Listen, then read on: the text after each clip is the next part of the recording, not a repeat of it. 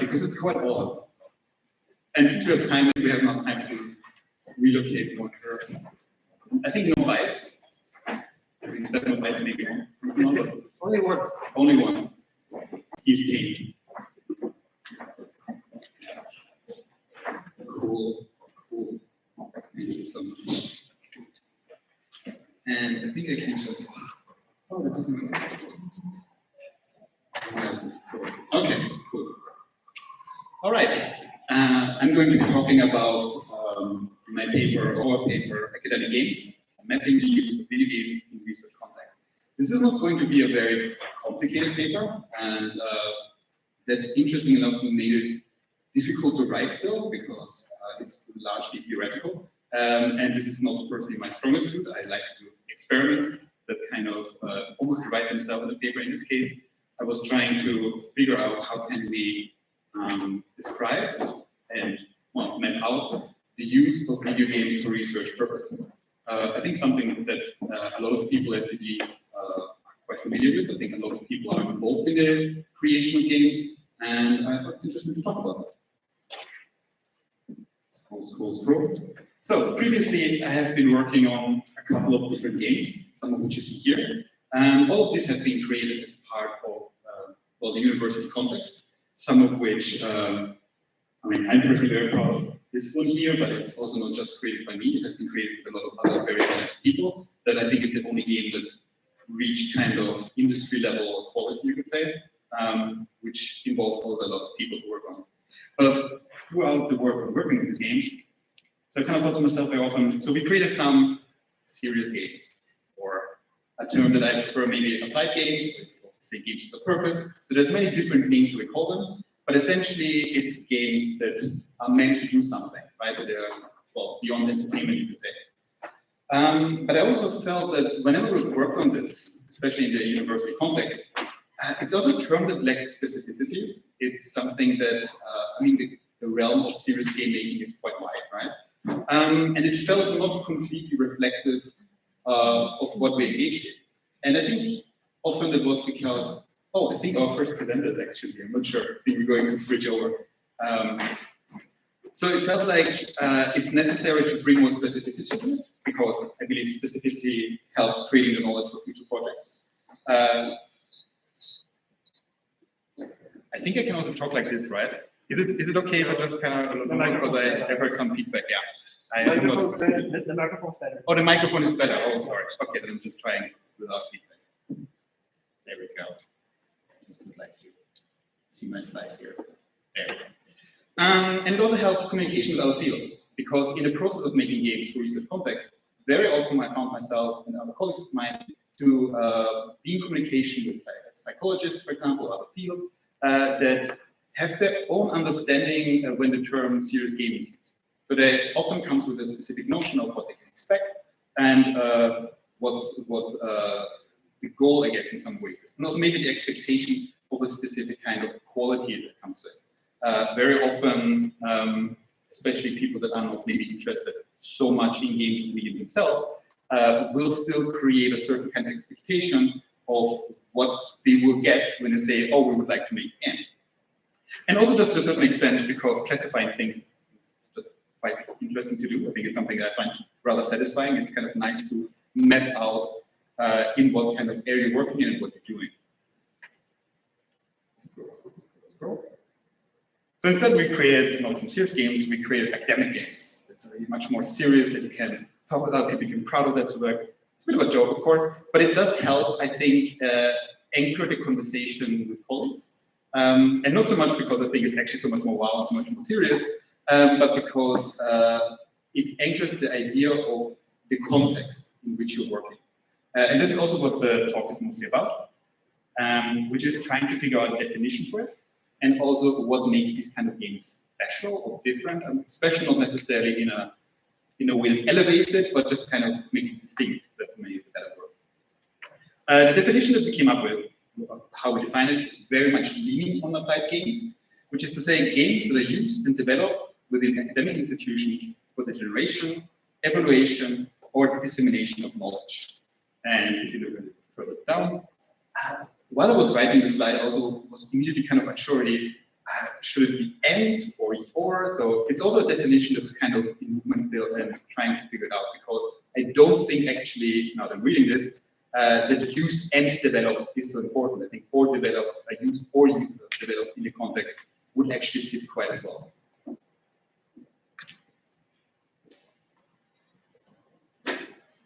Okay. So implicate, there we go. There's a lot of stuff on the screen. So what are academic games? They are meant to fulfill a specific purpose beyond entertainment. And thus, in some way, all academic games, by definition, are also applied gaming serious games. So it's kind of like a subfield, you could say. But vice versa, not all serious games are academic games. So there's a lot of serious games that develop as part of a company, for example, business-to-business kind of applications, etc., etc., etc. And also important to know, or important to think about in this case, is that not all educational or game-based learning games are academic games, although very often they are. I think very often these kind of games are created as part of university context or schools, but they don't have to be. And I think we all know about commercial game examples that are meant to be academic education. So what implications does it have? Academic games are therefore mostly defined by how they're created and used, right? So they're not so much something that's distinct about the game itself, but the context in which they are coming up. The purpose and development of the context shape the context of how games used to be, and use of entertainment games for research makes it essentially an academic game in that context. So a lot of research might actually use an existing game, I think, for example, Minecraft, and modify it in a certain way in order to use it for a research purpose. In this case, Minecraft by itself is maybe not an entity of an academic game, but in the context in which it's used, it becomes an academic game.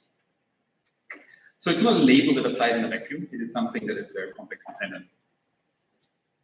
So, and with this purpose, we essentially come up then with 4 larger purposes that we hope are mostly all-encompassing, I think. But we can discuss that, I think it would be interesting, which are to say stimulus, so games that cause or measure reaction, incentives, so compelling the completion of a task, intervention, causing sustained change, and modeling, abstraction to facilitate understanding. And we'll get to those. So stimulus games. I think at least those are the kind of games that I have the most experience working in. Are games that cause a measurable, immediate change in the player, typically to benefit the researcher. So very rarely is it that these kind of games are really made to, well, immediately benefit the player. They are more like maybe we want to understand something about it, and through using these games as a stimulus, we can learn about something that ultimately maybe helps players. But when I'm then inviting participants, they are not necessarily the beneficiary of what is being studied right now. The academic context around it is then interested in studying the change that is caused by the game, and the nature of the measurement benefits from performing a game. So the idea here being that stimulus games in a way could not be easily replaced by a different kind of stimulus. You would change what kind of measurement you would get. As everything I'm talking about, there's obviously a gradient, so it's not to say that nothing else could be used, but somehow involving a video game makes that measurement very special. So for example, one example is the effective Pac-Man game, which is essentially just Pac-Man, just made a bit harder and frustrating. So it's in this case used as a way to make sure that players are frustrated. So it's a way to induce frustration reliably, you could say. So it's a way to make sure that people are in a specific state, which makes it easier to study something or to measure something. Another possibility here, a game that I was involved in, is, for example, in the corner over here, the game Scroll Away, which was a game in which players had to forage for items. In this case, it was for cognitive science, and people were kind of interested in seeing how do people move around in that virtual environment. Yeah, the game did this, or facilitated this. Intervention games. Intervention games are basically coming with the idea that you can cause sustained change, meaning that it's not necessarily that something changes immediately and afterwards you are done, but rather something that by continued use, for example, as players play more often, change the behavior. So one of the examples in the top left is Hit and Run, very strange title for a game that is about quitting smoking, I don't know, in which people are meant to use kind of this endless runner game, and the more often they are kind of confronted with negative images about smoking, they kind of get this idea, oh, this is negative, this is negative. So it's kind of reiterating this kind of idea. So the change that in this case is invoked by the game is intended to be beneficial to the individual player. Yes, of course, as part of the research, you will find out new things about it, but it's meant to benefit the player itself, not necessarily just the researcher. We have some other games in here. I think one very cute but also very simple one is the game Speech Adventure, which is basically, you see the whole game here already. It just involves children having to say pop the balloon, which apparently, if you have a specific kind of performance with lips, is difficult to pronounce. And if you say it 3 times in a row, well, your character can cross the bridge. It's very simple, and of course, is created with the idea that it's more interesting and more, more fun, I suppose, for players to say the word in order to make something happen. I think in part it also overlaps with the idea of transformational games that has been already kind of coined. It's not a complete kind of, we go in a bit of a different direction. I would very much recommend, if you're interested in this kind of intervention games, to also check out that paper, because it kind of subdivides within that category even more. Then incentive games, which is easiest described as chocolate flavored broccoli. And I'm not saying that necessarily in a negative sense. I think there's a lot that games can do in a research context or in a context of getting people to do something. It just means that the task itself is often unappealing by itself. And using the game layer, using something that makes this task kind of interactive or maybe put some kind of visual juiciness to this whole experience, makes it somehow easier to do. So one of the examples that I think is very illustrative is that it's Folded, which is, I think many people might be aware of this kind of game. We actually have, as part of a workshop, one of the creators of Folded part of it, and I'm kind of interested to hear what their take on this. But essentially it's that you could already work with the same kind of interface. You wouldn't have to kind of present it through the layer of the game, but somehow it makes it more interesting or more rewarding for players to kind of stick to it, to, for example, increase high score or engage with tasks in some other way.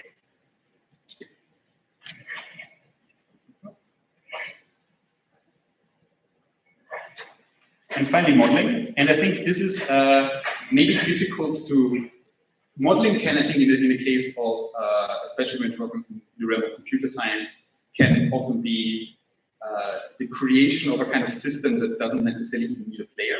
But in this case, with modeling, I'm also interested, or we're also interested to basically say, understanding something through the act of play. So this can be very conceptual. I think with Stefan's game, for example, something suits something, which is very much to get a specific kind of idea across, or philosophical notion across. So modeling is not so much just meant in the very computer science way, but also to get a conceptual kind of idea through. But also games like, for example, Minecraft, which was is still a recreation of Roman cities within the Minecraft context, with the idea that through this layer of representing it, students will be more interested in trying to play with the environment and try to understand the environment, and maybe also create something visual that is then more easy for teachers to kind of draw back to. So remember when you played in this kind of house? Well, did you know that it was created in such a way? In this case, it's actually a representation also of the city where I'm currently studying or teaching, Leiden University, which apparently these are the gates of Leiden back in Roman times.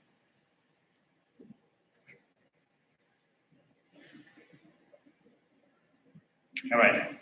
Within the paper, we also go into different kind of facets of involving games, meaning that it's not just about the purpose, but also what the research will have to take into account. So, for example, in which way information flows. So, are researchers gathering data, or are the players supposed to get something out of it? How dependent is the context actually of this game? So, is it something that exists quite separate of it, or is it actually completely necessary to get the point across or in order to get the measure? And also how specific the game needs to be. So is it something that could be modified? Could you do this basically in Minecraft? Could you do this in an existing game? Or does it require something very, very specific? So So for example, I would make the argument that folded, the protein folding game, would be probably quite difficult to realize somehow in Minecraft, although it may be interesting to see how. But in this case, it's a very high specificity that the project had to realize. But more about this in the paper.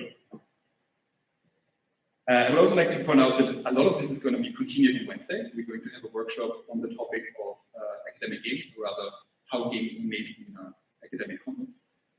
Which is to say that I also am curious as part of the workshop to figure out to what extent they are very distinct.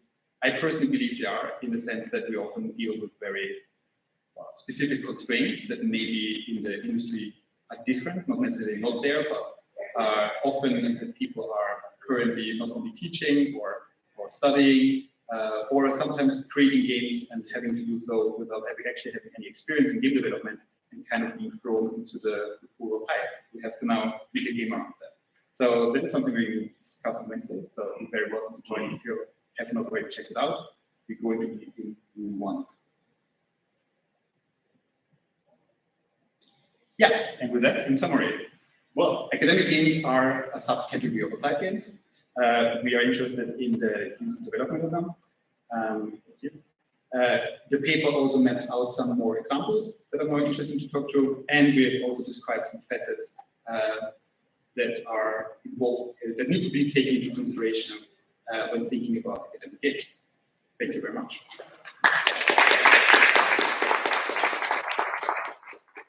All right. Any questions there? So yeah, thank you, Panteion.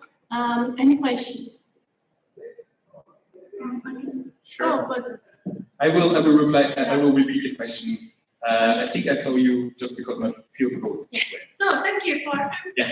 We are really interesting to think about the games that we make as somehow different as what we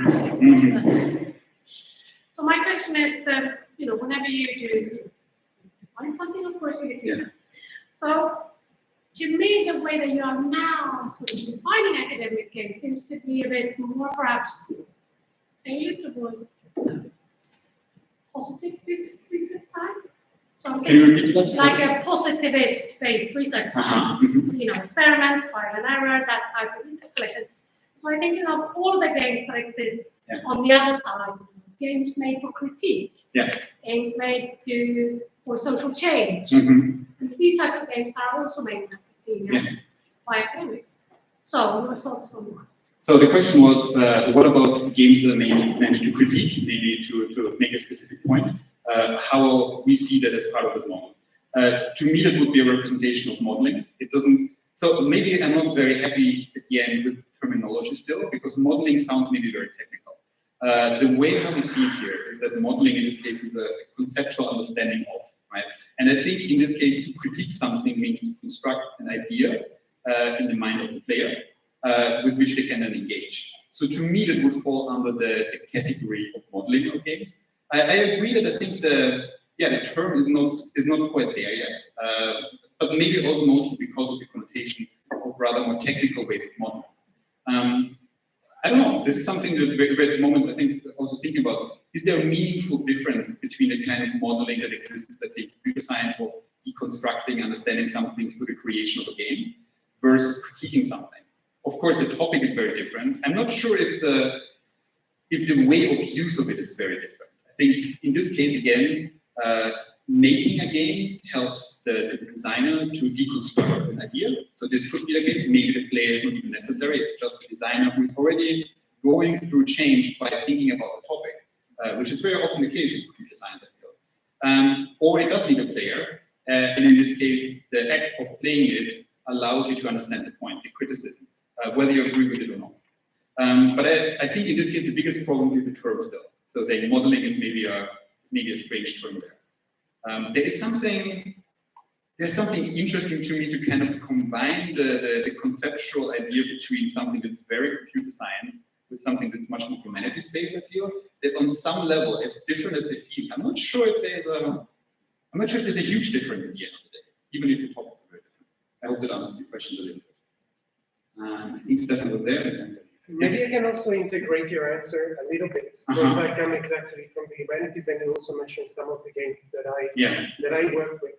The way I see it your answer could come as a combination of what? Very shortly, I think I might have to pass the mic on because I don't think I can repeat it all. Oh, sorry. Yes. Audience. Sorry, Maciej. No worries. At least from the humanities point of view, we could see criticism not only as an act of modeling, but also that of inciting or inviting a perspective which might be countering the model. For example, you see that in satirical games, in self-reflexive games, in which there is a model, but there's also like an incentive or an initiation of a discussion, like the suggestion of a critical intent to trigger that in the player. So it's not just a model is there, and whether you take it critically or not, that's your responsibility. I think that in critical games, often the criticism is initiated or suggested by the designer through questions or ridiculing a certain situation. So maybe you could see that from the humanities, the combination of both might be the answer that you're looking for. Both a model of a situation which allows a certain understanding and a critical intent suggested to. So maybe this could be the answer, or one of the answers. Yeah, thank you. I will have to think longer about that to also meaningfully synthesize. Yeah.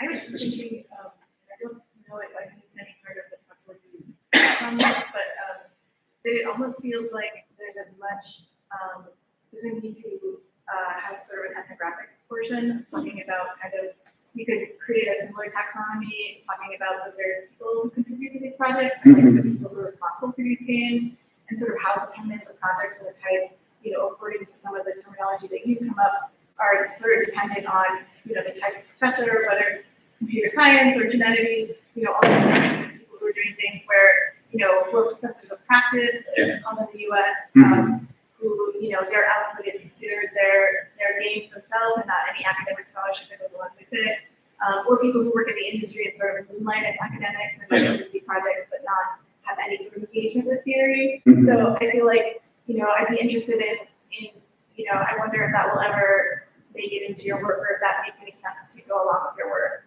I will try to summarize it shortly. There's a lot of people involved in the process of the creation of games / involvement in the academic systems. That is indeed something also that we are, I think, trying to grapple with and trying to get into in the paper itself. I wouldn't say that we're getting all that far, and that's actually something that I think is much more the focus also of the workshop, to kind of bring more of the, which is not my favorite word, but a kind of stakeholders does kind of describe it, even though it's again very technical. But it's interesting to map out where people come to this process, what they take out of it. So I also think that our personal interest of this is not necessarily to present this is academic games, take it or leave it. It's kind of trying to get a starting point across that I think I see for a longer time that people at FDG, other conferences as well, are creating games that are then presented as serious games or applied games. And I do feel that there is a need for specifying further. That doesn't mean we're there yet, and I would hope that more people join us in trying to kind of map it out a bit more, because it feels like I'm not there yet. It's a first step, and I think especially the different ways of seeing how it's created would be very interesting. What I like about it in this case as a starting point is that to me it seems, already talking with colleagues, for example, it creates a bit of a change on what to think about there as well. To, for example, colleagues in psychology, to introduce the notion that they're becoming part of the process. I have experienced very often that the creation of academic games is kind of almost feels like outsourced in the sense of this is the topic, now I need a game for this. And the complication part is, I think that's where the term academic games helps slightly in the sense that they feel almost then partly involved with it. Okay, this is something where we do need to be involved as a stakeholder. And I think that's the case. But it's an early point. And I hope not just we are interested in it, but also more people are interested in thinking a bit further at that. Any other questions? All right. Thank you very much. And I think we had our first presenter on the game. Thank you so much. Okay, please, Amogyoshi here. Sorry, I had the rules mixed up. No worries. There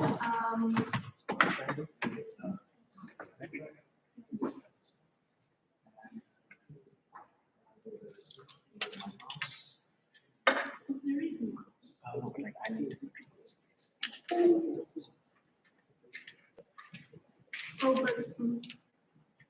Oh, you wait. Oh,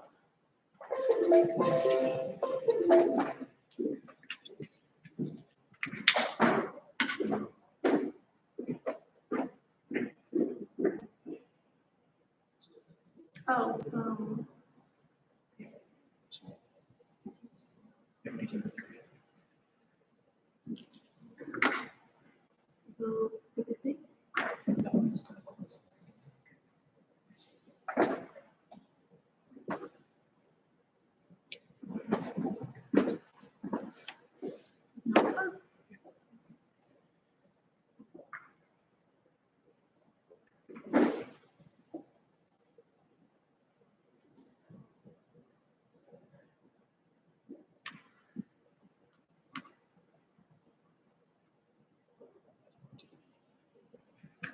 What do you mean? Because I need to share.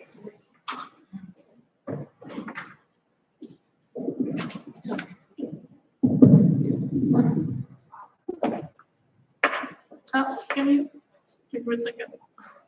Sorry. So it's exploring the influence, Yeah. right?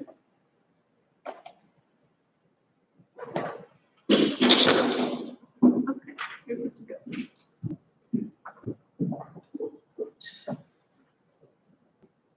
Hi everyone. So I'm just going to start with the presentation. As our classrooms have become more diverse, there is a real need to look at how we design games, and especially educational games that are inclusive.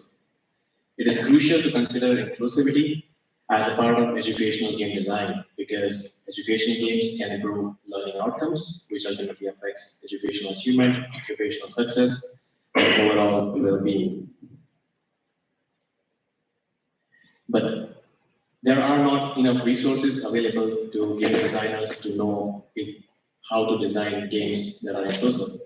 And apart from lack of literature, educational games need to account for real and virtual experiences of the students. Several studies show that minority students face a toxic social environment when playing games online. Similarly, studies have shown that minority students face negative stereotypical judgments about their abilities in STEM learning environments that affect their sense of self-efficacy and a sense of belonging. So this prior negative experience in learning and in playing games affect how they interact with education games.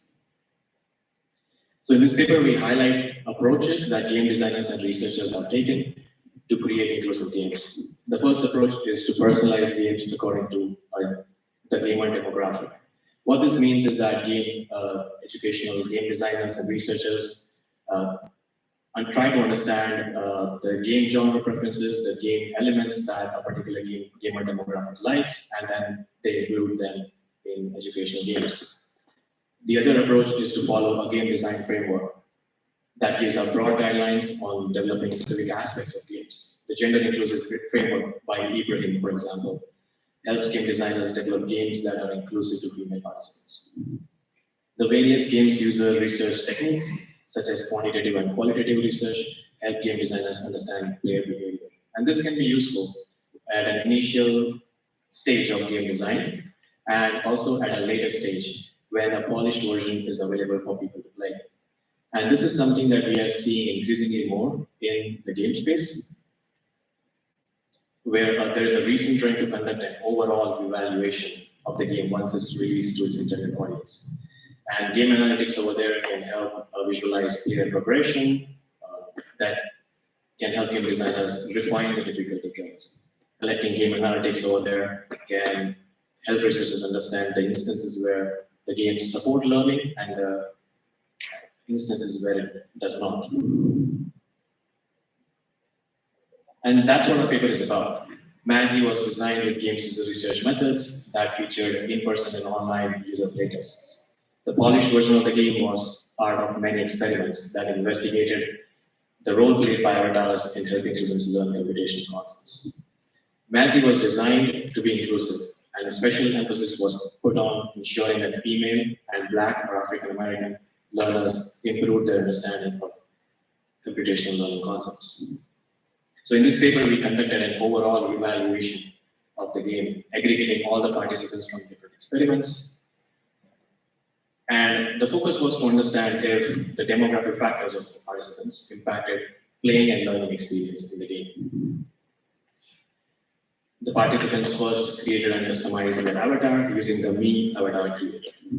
And then they used this avatar to navigate in the game from the start location to the goal location.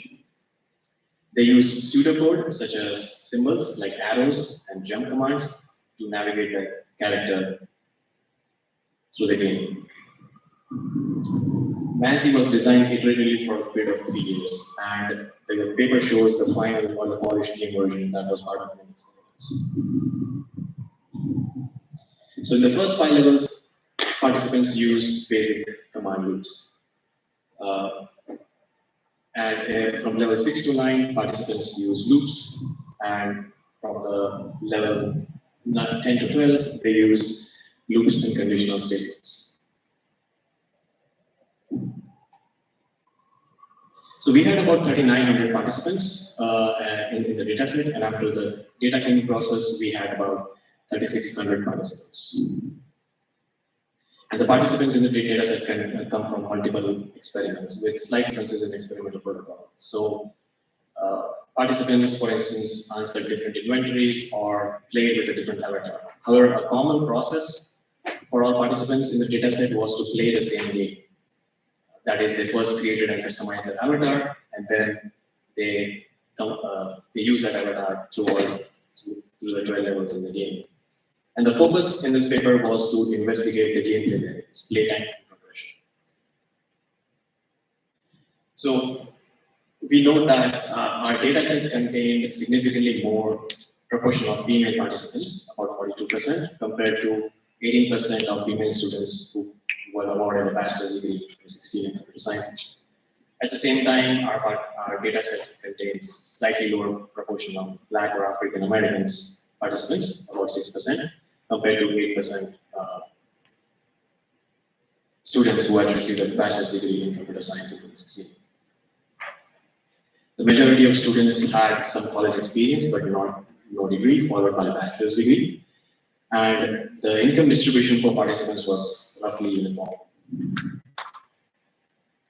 So our goal was to understand how demographic factors have influenced gameplay and playtime variables. To do this, we first created a regression model, and the results from the regression model helped us further investigate attrition in the game. For the regression model, the playtime and progression were the dependent variables, and the demographic factors, age, gender, income, race, education, were the independent variables. Playtime was measured in seconds, and progression was a score out of 100. So if you complete all 12 levels, you get a 100 score. If you complete half of the levels until level 6, you get a 50 score. So in the interest of time, I'll only briefly describe the regression results, and I'm going to focus on 2 aspects of the regression results. The first is the adjusted R-square value. So we see that the adjusted R-square is basically tells us the amount of variation that the model explains in the dependent variables, which is about 3 to 4%. So overall, the regression model did not really help us understanding how the gameplay was different for different participants. But we did see some trends that helped us investigate conduct our analysis further. We see that the time of play is similar, if not greater, for participants of different gender and race. So for instance, female participants had a significantly greater playing time compared to self-identifying male participants. And the playing time for participants of different race was not different than self-identifying white participants. But we do know that participants of different race and gender could not progress in the game as effectively as self-identifying male or white participants. And so we turned our focus to investigate why the progression was different. So first, we constructed a cumulative proportion of attrition graph. The figure shows a stepwise pattern where the cumulative proportion gradually increases as we move from level 0, that's before level 1 is complete, until level 12, the end of the game. So when participants stop playing at any level, the progression score is calculated based on the last level completed. Our aim was to investigate the specific levels that may have been too difficult for participants to complete. So the interest here is the size of the step, because it suggests that more participants quit playing the game after completing a given level. So in the figure, we see levels 4, level 8, and level 12 as 3 points of interest. I only focus on level 4 and 8 because all participants stop playing the game after completing level 12. Overall, we see that about 12.6% of participants stop playing the game after completing level 4, and about 20.2% of participants stop playing the game after completing level 8. So we see a similar trend for Black or African American participants' progression, a sharp increase in attrition at level 4 after completing level 4 and level 8, about 22-23%. Similarly, we see a similar attrition pattern for Asian, Indian, and Chinese participants in a data set, but the pattern is a bit different. So Asian, Indian participants had a significantly higher drop-off at level 4, but not level 8. And it was an opposite case for Chinese participants, where they had a higher drop-off rate at level 8, but not level 4. Female participants in the data set had a higher drop-off rate after completing level 4 and 8. Male participants had a similar drop-off rate after completing level 8, but had slightly lower proportion of drop-off after completing level 4. So overall, the graphs suggest that participants quit in significantly greater proportions after completing level 4 and level 8. It's difficult to comment on the acceptable level of attrition in educational games, but scholars have argued that attrition is a natural part of online computer-mediated treatment such as e-health. And attrition is also a common phenomenon in volitional play contexts, with several studies reporting a high level of attrition. But a consensus among scholars is that it's important to understand why the attrition is happening. So after completing level 8, we see that participants had about 64 to 65% of participants stop playing the game after completing level 8. So we reflected on the difficulty and confusion that may have been present in the level design.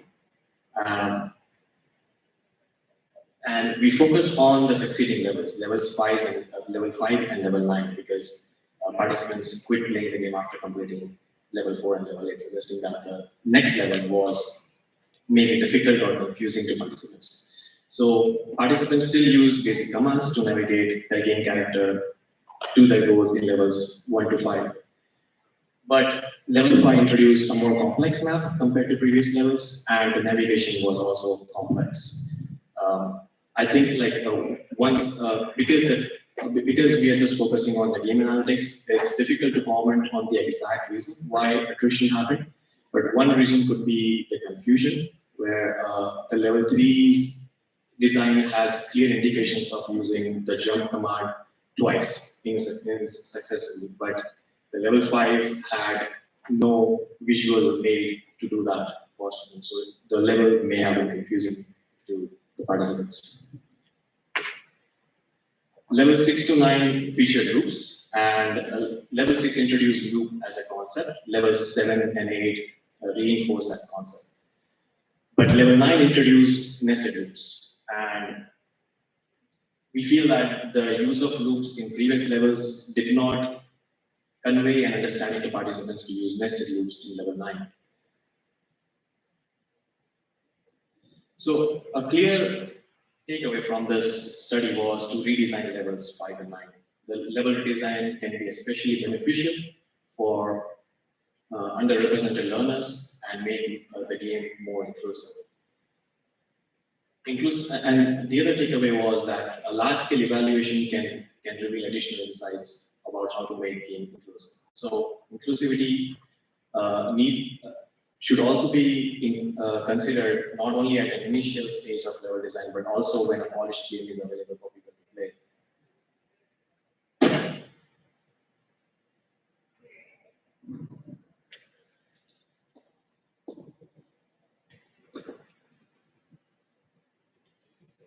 So a couple of limitations for our study. One is the generalizability of the findings. Since our data comes from the game MASI, I'm not sure how generalizable it is to other educational games.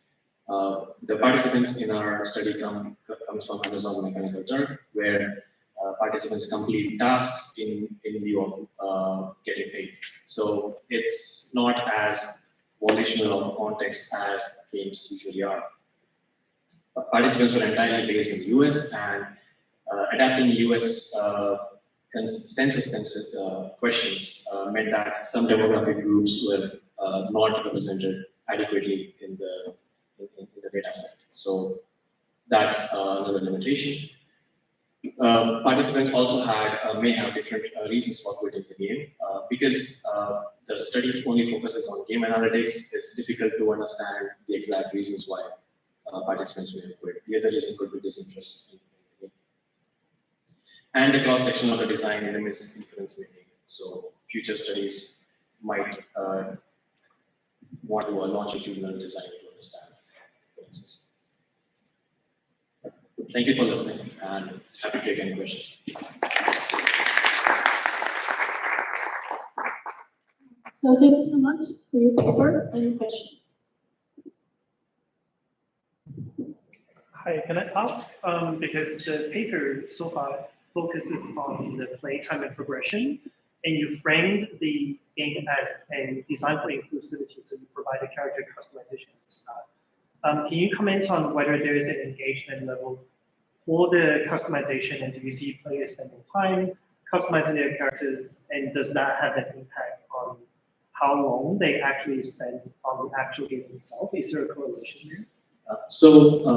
The game analytics, like the playtime that's mentioned here, it considers the playing time from when they start playing the game. So character customization, the time it's spent in character customization, is not accounted in the playing time. But I think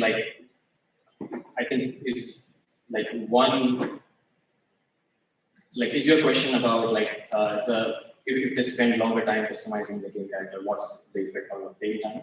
So I think what's really interesting is that because you're framing the study as if the game is more inclusive, it's more welcoming, I can see myself playing this game. Maybe there's an incentive to learn programming, for example. So how to measure, I suppose, how included they feel when they're playing the game might have a high effect in terms of what they're trying to do. So I feel like that could be something we can do. And I see the point that you made is that, it's not just about the beginning, it's also throughout the game, how can the representation of gender, ethnicity, income, class reflect? I'm not sure how that can reflect in programming, but that certainly would have an effect in gameplay, so I would love to see more. Definitely, like I guess like one of the limitations is that there were different inventories used to measure like how identified they felt with their avatars. There were different inventories to self-report inventories for the player experience and then engagement, and also like the gameplay, the playtime as well as the progression were the game analytics. So, but since there were different inventories, self-report inventories that were used across many experiments, it was a difficult thing to kind of come to a general understanding of how included they were. But definitely, your point is well taken. We should have those measures as part of understanding their game and player performance. So I'm very curious about something. So if you don't know the answer, that could be fine, because I think it's something to think about longer. But you showed there was a difference in drop-off rate or like in attrition, depending on different ethnicity. So have you any idea, what do you do with that information? Like how you, on the one hand, you know this now? Do you have any idea, even just brainstorming, I guess, about it, what as a designer you can do with that? Like, what is your next step when you have this information? I guess like here it was clear to us that levels 5 and 9 were the problem, because we saw like irrespective of like the pattern difference, like some participants quit earlier and some participants quit later, but it was at those 2 points. So I think level redesign is what we kind of gathered from reflecting on the level designs as we had developed a difficulty and learning curve for the game. but as far as to kind of understand why participants quit significantly more in earlier levels and why some participants quit later in some levels, that's something that will need like a triangulation approach. Like this is one data source, the other would be as like a in-person interview or a playtest kind of situation where we kind of figure out why they quit. I guess one thing, it does answer the question. I guess one thing I'm also interested here is then, because it's true for all players, kind of, is there any point in specifically looking at what to redesign for a specific group? Or does it matter not to matter because everyone is going to benefit from it? I guess that's the question. Yes. So like here we make a generalized kind of like a design recommendation that, like after playing the game, like after completing level 8, about 65-66% of all participants quit playing the game. So our reasoning was that once we redesign levels to fit better, the reduction in attrition would benefit significantly more to underrepresented groups compared to male or self-identifying white participants because they had lower attrition already. That was our point. Okay. Thank you. One question. Sorry? Have we got time? Yes, we do. I just wanted to know what inspired this research. It's quite interesting. If there was a story that inspired it. So the data set was part of my advisor's PhD thesis, and and we were increasingly seeing researchers conducting a large-scale kind of evaluation of educational games once they were released into for the players to play on the internet. So that was our motivation basically. That hey, we also have like a large data set. Why not kind of understand if the demographic factors had a role to play in how engaged or how the learning of how the game affected the learning outcomes. So that was the kind of motivation for that. And like you can check out more of my advisor's work. That's so this game was specifically made focusing on female and Black or African Americans participants in mind. So that was the kind of motivation to kind of see an aggregate summary of it and can point out more insights in the game design and development.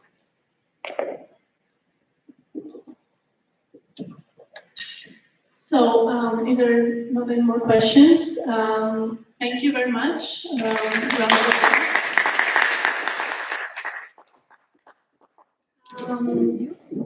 Probably. How's Alexandra? Oh, okay. Here. Hi. Do you need slides? Yes. Use these. Renata, maybe we can do another speaker so she gets ready. Okay. So, Well done. let me stop share.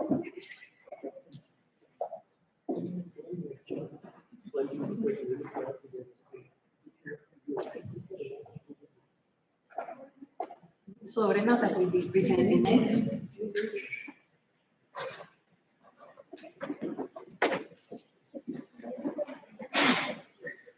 So Renata Delia is from the University of Lincoln, and she will be presenting her work on the manifestation of desire by playful mechanics in tarot readings. Thank you so much. Can you all hear me? Yeah. Good. Thank you. So as Rose said, my name is Renata Delia. I'm a lecturer at games in the University of Lincoln, UK. And today I'm gonna be giving a summary of the paper I've submitted to FDG, Manifesting Desire by Playful Mechanics and Tarot Readings. This card is a tarot card with 3 of Swords from the deck we're designing with a very talented Aphrodite sitting over there. And we're going to be talking more about it tomorrow in the workshop about tabletop games. So, but today here in this presentation, I'm going to be covering 3 major points. I'm gonna be discussing the ludic mechanics and attributes of tarot readings, emphasizing on YouTube tarot readings. I'll be presenting tarot as an act of self-care due to its game qualities and which allow manifesting one's desire. And I'll be using love readings as to showcase how games in tarot can be seen as spaces of manifesting love as the ultimate fulfillment of desire. So, in the seminal book by Paul Hassan, Mystical Origins of the Tarot, we learned that tarot cards were originally playing cards, with suits deriving from probably Persia, but eventually reached Europe through the Mamluks, a slave soldier caste in Egypt and Syria. Nowadays, tarots are widely used for divination. Tarots in cartomancy, using cards for fortune-telling, have been documented since as early as 14th century Italy, reaching their wide application in 19th and 20th century France and England. As Houston describes, the structure of tarots based on universal symbols and signs makes them a great storytelling machine. Houston argues that tarot cards, tarot trumps especially, told from the beginning, quote, the story of the soul's journey through life into the afterlife, an archetypal and perennial story, end of quote. In tarot readings, the tarot reader uses the conventional symbolism of random cards to create meaning and provide a narrative of past, current, and future events around basic aspects of one's life. The affinities between this storytelling affordance of tarots and design methods have already been explored in existing works of art and scholarship, which you can find referenced in my paper. While there is evident research and examples on how tarots can be used in or turned into a game, there is limited literature on how games fit into the tarot experience, about tarot's ludic properties, that is. In this paper, I analyzed tarot readings and discerned the game mechanics of the process. I specifically looked at YouTube readings and document their ludic affordances by means of critical analysis and ethnography. I show the connection between games and tarot readings and their capacity to generate personal meaning from a system of predefined structures. Particularly, I argue that it is the ludic attributes of tarot that what facilitates its therapeutic appeal as an act of self-care. I exemplify my argument by focusing on love readings. Tracing the genealogy of tarots back to medieval times, I demonstrate the similar structures between games and tarots as spaces of manifestation of desire for love as fulfillment. Based on this, I further support the ability of games to offer and sustain experiences of love due to their mechanics. The main mechanic of generating meaning out of rigid structures, which constitutes the basis of tarot readings, is a properly ludic feature. The reader of the tarot, and by extension the querent, the person to whom the tarot are being read, tries to form order and coherence out of random combinations of cards by following a coded matrix of possible outcomes. Quote, cartomancy is characterized by rules, a certain amount of creativity and make-believe, and even a dose of risk, which are all elements typical of games. End of quote. Mathieu Bold notices. Games as simulation systems often impose order in the randomness of our physical world. They offer a more structured, limited, and thus controllable representation of our hectic existence. Tarot bridges the gap between the two. It is a liminal space where simulation actively informs our lived experience. It is not a game per se, but uses properties of games to provide meaning, reason, and causality in happenstances and occurrences of life. This gives the reader and the querent a semblance of control over fate. In a typical tarot session, the reader would draw a number of cards and position them in specific patterns on the table. For example, in a cross or a line, like you can see here with Pamela Coleman-Smith do. She's the designer of the Rider weight tarot deck, which is the most typical tarot deck nowadays.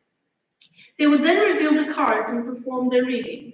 The interpretation of the cards is an accumulative process, following specific rules, which is why Emily Short calls tarot a procedural system. Firstly, each card has a variety of meanings that the reader can choose from. For example, the Devil, which is a major arcana card, has the general meaning of someone succumbing to their passions in an unhealthy manner. However, if this card appears in a love reading, it can also represent the honeymoon phase of a new couple, during which passions run wild. So the Devil can be read as a positive experience or as a warning for moderation.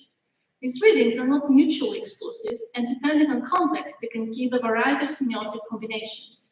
Given that these are just two meanings of one card out of 78 cards, one can only imagine the amount of possible interpretations. Secondly, each card changes its set of meanings if it appears in reverse. If the devil appears upside down, it can signify letting go of addictions and negative passions, or breaking free from a codependent relationship in loneliness. At the same time, because the devil card upright might also imply playfulness, its appearing upside down would insinuate a more serious relationship. The various and often conflicting interpretations of the cards result in a branching narrative with continuous forking paths that the reader should choose from every step of the process. The quest becomes even more labyrinthine, for each card is not read on its own, but in relation to the other cards around it. The semiotics associations between the cards are dictated by preconfigured complex nexus, while at the same time their interpretation remains open to the reader's personal understanding and knowledge. For example, if the devil appears in a reading for a financial endeavor the client is worried about, then this most likely means that their scheme will not come into fruition. If, however, the world is revealed next to the devil, then this could mean that this particular scheme will eventually be successful after an initial challenging period. Readings are also influenced by the card's imagery. Even though most card decks follow a similar iconography with 4 suits of minor arcana and 22 tarot trumps, each deck usually features its own representation of the cards. Tarot readers pay special attention to the images on the cards to draw additional meaning. Here we can see a variety of tarot decks representing the Lover's card. Different decks result in different readings, and tarot readers may use more than one deck in the same reading for different inquiries or aspects of the same inquiry. Indeed, many tarot decks do not constitute mere schemes, but a reimagining of the traditional cards, enabling thus additional meanings and interpretations. Evidently, even though tarot is based on a predefined system, each reading is an experience that derives from the process rather than being dictated by it. The elements of choice, emergent narrative, and procedural content generation that characterize the tarot are all ludic mechanics. This becomes more obvious in YouTube tarot readings because of their accentuated ludic affordances described below. In YouTube tarot readings, unlike face-to-face tarot readings, there is no single parent. There is one tarot reader, but the tarot readings are published for the whole community, which varies from hundreds of thousands to millions of viewers. One may assume that since these readings are by default general, they would not be as successful, for they cannot possibly and accurately predict the future for all members of the audience. The popularity of YouTube tarot channels points to the fact that tarot readings are not about the future after all. On the contrary, their value lies in their ability to provide a personal narrative that emerges from a structured and determined underlying system depending on the query's choice. This makes the connection between YouTube tarot readings and games more striking. The element of choice might seem diminished since the content of these channels is pre-recorded and the viewer consumes a ready-made reading for all. Some creators provide personalized readings, but not on YouTube. The platform is only used for general readings. Yet on YouTube, the querent has more agency than in an individual reading. While in an individual reading, the querent poses the question that the tarot reader is meant to answer by using the cards. In YouTube readings, the querent can choose the question and the answer. A YouTube querent cannot actually form their own question, but the variety of videos and content creators ensures that there is a post about the similar, if not exact same, concern that the querent has. Indeed, many tarot creators use YouTube's community page or their other social media to ask their audience through polls or direct questions what type of video they should film next.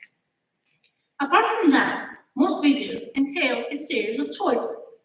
Usually, a tarot reading will begin by showing 3 or more piles of decks of tarot cards. The viewer can then choose which pile they're drawn to by using the video's timestamps.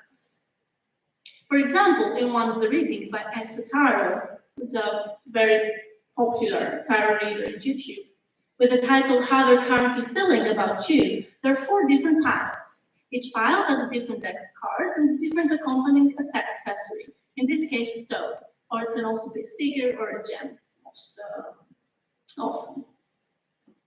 The viewer can choose the timestamp that corresponds to the pile they want and watch the reading of choice. All readings come with a short disclaimer in the beginning. Since these are general readings, the tarot reader prompts the viewer to take what resonates. If the querent feels that the reading does not resonate with them at all, then they're invited by the tarot reader to choose a different pile. If none of the piles works, then the tarot reader reassures the viewer that there are no messages for them in that day's video. They can then choose to watch a different video and perform a different decision-making process from scratch. The structure of YouTube readings allows the viewer to choose the semiotic triggers that elicit emotions and meaning in them. Tarot's function to offer prompts of personal meaning out of a predefined system becomes more pronounced here.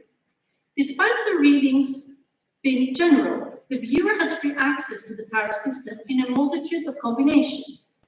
Unlike personal readings, to generate a personal narrative that corresponds to their situation alone. This game-like element of choosing from different possibilities of a predetermined system is what makes tarot readings an act of self-care, a guaranteed manifestation of one's conscience in accordance with the universally approved system, which gives credence to one's interpretations and their assurance of controllability and anticipatoriness. Tarot exhibits a psychological merit of playfulness in facilitating our imaginative relation and agency within our world, enabling us to realize our make-believe. In YouTube tarot readings, the choice making is an iterative process concerning a feedback loop. The viewer has to bear the responsibility of having chosen wrong. Since these readings come with a disclaimer that they are general, the agency has moved from the reader to the querent.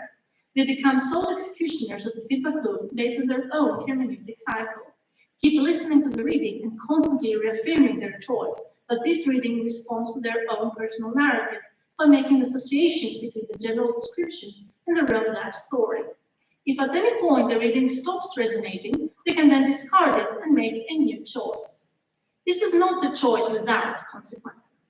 Each reading lasts usually more than an hour, so there are actual resources spent in engaging with it.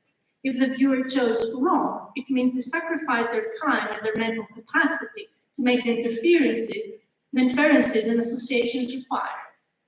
One or two missteps do not immediately signify loss. As per tarot's mystic nature, some associations may not be immediately evident anyway.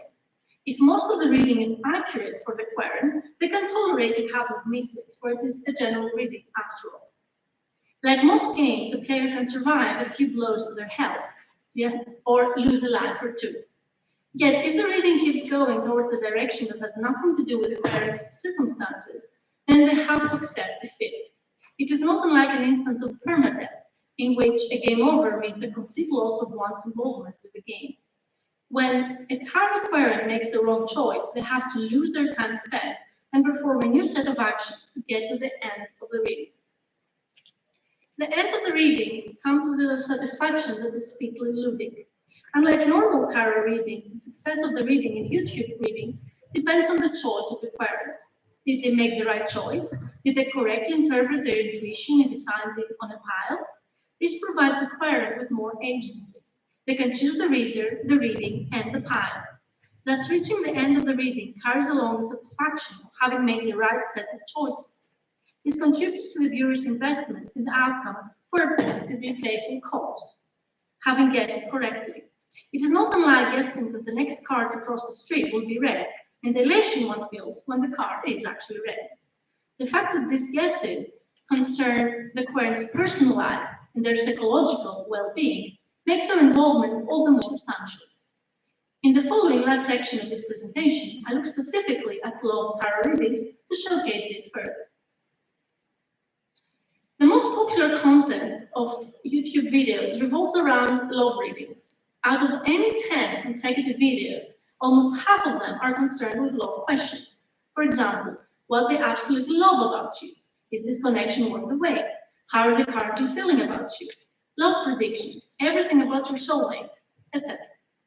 It can be surmised that tarot readings are especially apt for questions concerning love. Questions that the querent has and to which they cannot find answers elsewise, as in they cannot directly ask the person they're interested in. They might be shy, not know them well, if at all, the relationship may be at an early stage, or they're not in contact with them anymore after separation, for example. Actually, I argue that the parents might even prefer to address the queries through the tarot rather than any other means. Tarot holds the value of pertaining to a universal system of meaning, and at the same time, it allows the parent to manifest their desires in an act of self-comfort.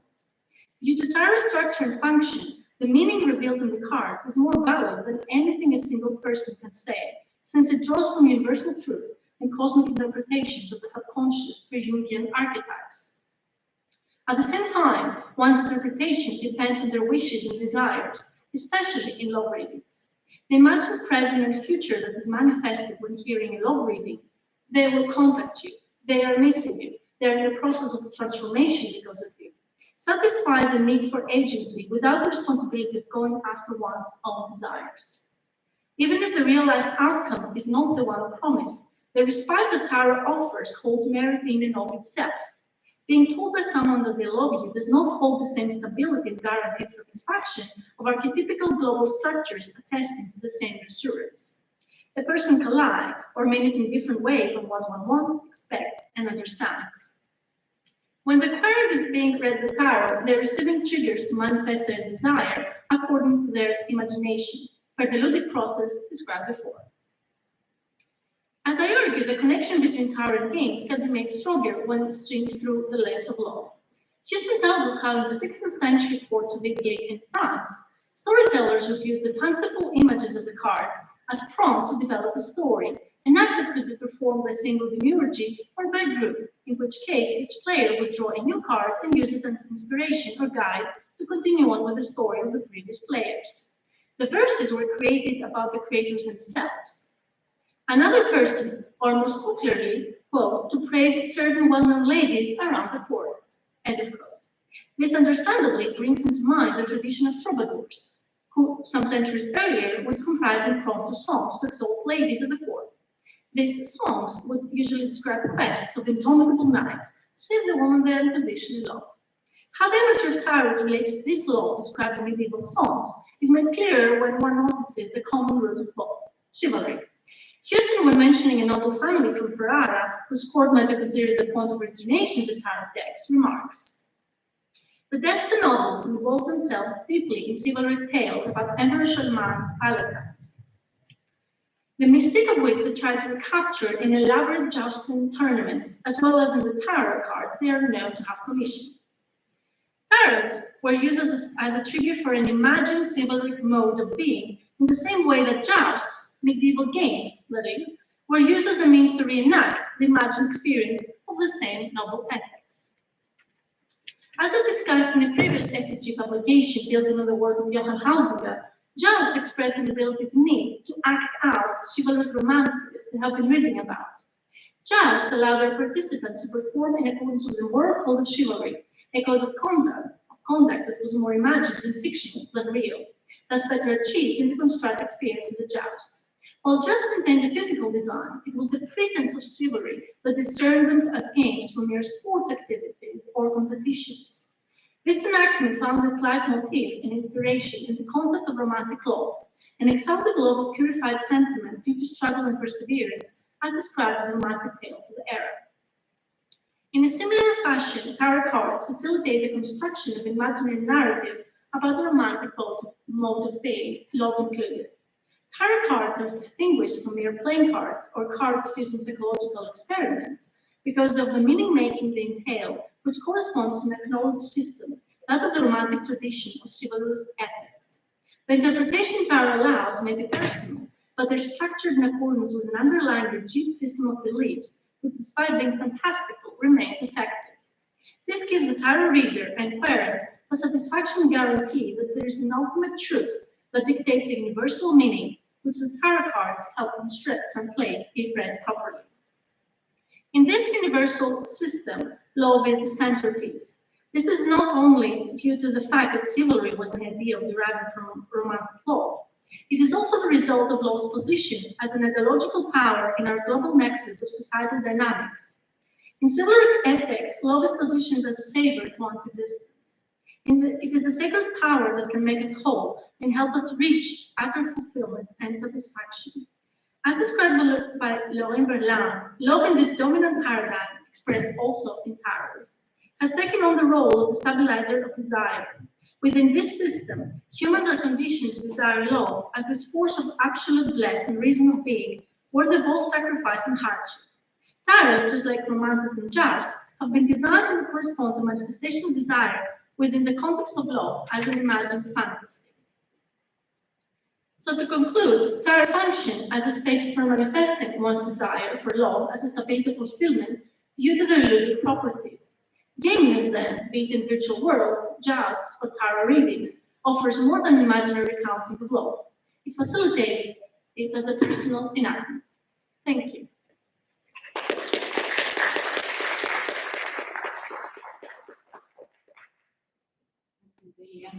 Any questions? Yes. So you talk about love and it's gamifying this to terror. Do you think that career or personal ambitions can also be in the same way, like have a similar relationship like it does to terror as well? So the question was if career and the other? Yeah, career could be used in the same way of like projecting that love is terror.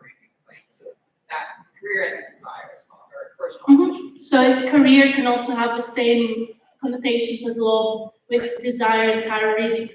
I would say yes, in the sense that love is seen as this fulfillment of desire, so it is the paradigm and the greatest example, but we can desire other things besides love. And there are readings that pertain to career questions or family questions, so they're not exclusive to love. I just believe that in love, exactly because it brings along the ethics and the genealogy that derives from this paradigm of having something to chase after as fulfillment, helps us showcase the ludic attributes of tarot and how we can use them to manifest our own desires. But yes, absolutely, it can be seen in other readings as well. I just think love is the epitome. Thank you. Next question.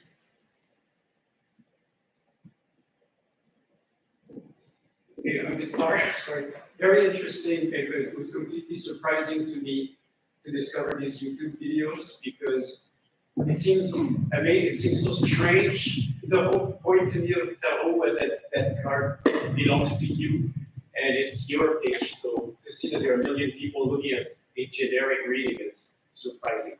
But that's so thank you for that. My question is, so you've made work to associate these readings as a game and tie this, and this is your angle to interpret it.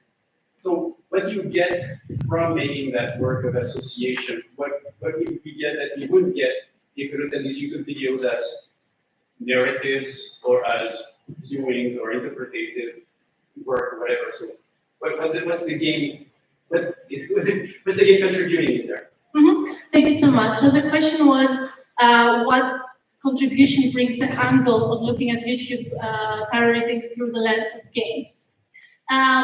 First of all, I don't think looking at YouTube videos from other lenses like narrative, as you mentioned, is contradictory or is different or doesn't fit with looking at YouTube tarot readings as through the lens of games, because I'm looking at ludic attributes. That doesn't mean that YouTube readings are only games, or I don't even think they are games. They just have ludic attributes. And in this sense, I believe that the quality of YouTube readings and tarot readings in general of self-care is further accentuated and better showcased. So I think that through the gameness and of choosing your own narrative based on a very rigid system of connotations and associations is where the self-care and psychological merit of YouTube readings is to be found. So I think even though they're not looking at YouTube readings through gameness is not the only way one can see it. It showcases and articulates in a very precise manner why they're so therapeutic in a critical fashion, not only in terms of audience response, for example. Thank you.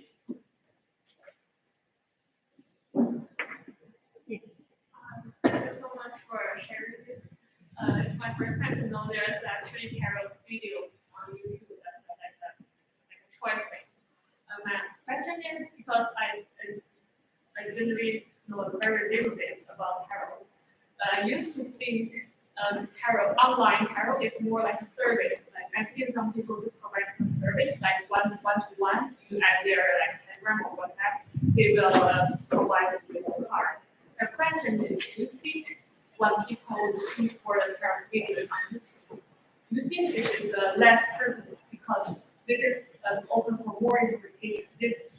Everyone knows this YouTuber is not providing service only for you, but provide several choices everyone can look for.